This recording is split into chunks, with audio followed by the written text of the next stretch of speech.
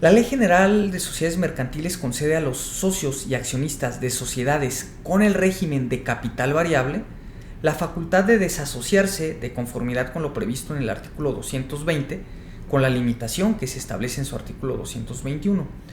A esta facultad se le conoce como el derecho de retiro y consiste en el derecho de todo socio de alguna sociedad mercantil con la modalidad de capital variable de exigir a la sociedad en cuestión el que le devuelva las aportaciones que realizó para integrar su capital social. Este derecho de retiro constituye en sí mismo el mecanismo, desde mi punto de vista, más poderoso que la ley otorga a todo accionista para poder desasociarse en cualquier tiempo, de manera incausada, como veremos enseguida.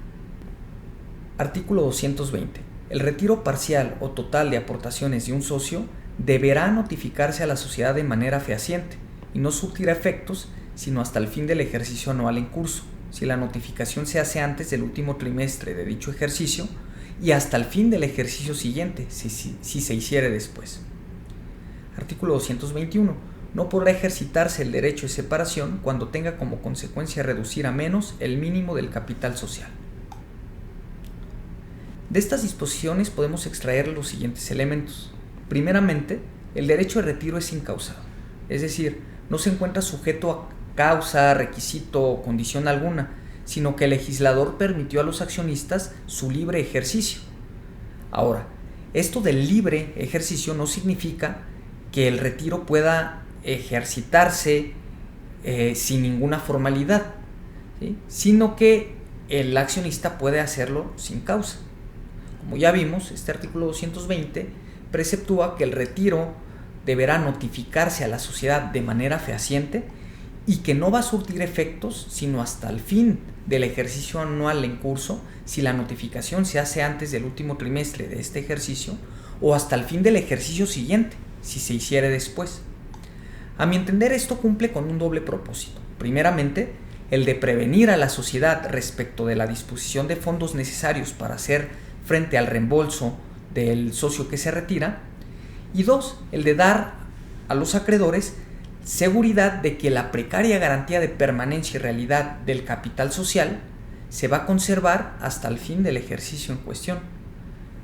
Si el derecho de retiro pudiera ejercitarse en cualquier momento y con ello la sociedad estuviese obligada a pagar en ese mismo momento los recursos correspondientes, la sociedad podría tener una gran dificultad y podría burlarse la confianza de los acreedores que depositan en la cuantía del capital social. Es por ello que se establece este periodo para que después del ejercicio del derecho de retiro la sociedad pueda efectuar el reembolso correspondiente. Segundo punto, el retiro puede ser parcial o total.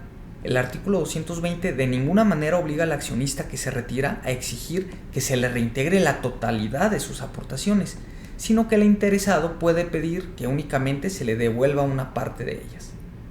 Lo que sí es importante es considerar que este retiro nunca puede realizarse por la fracción de una acción, ya que ello conduciría a la división de esta acción, lo cual es inadmisible de conformidad con el artículo 122 de la Ley General de Sociedades Mercantiles. En tercer lugar, el artículo 220 habla literalmente del retiro de aportaciones, es decir, se refiere a aquellas cantidades de dinero que el accionista en cuestión transmitió a la sociedad, pero en ninguna parte del artículo se señala si lo que la sociedad debe devolver al accionista es el valor histórico de sus aportaciones, el valor actualizado con base a algún índice, el valor proporcional que le corresponde en el patrimonio de la sociedad o algún otro criterio.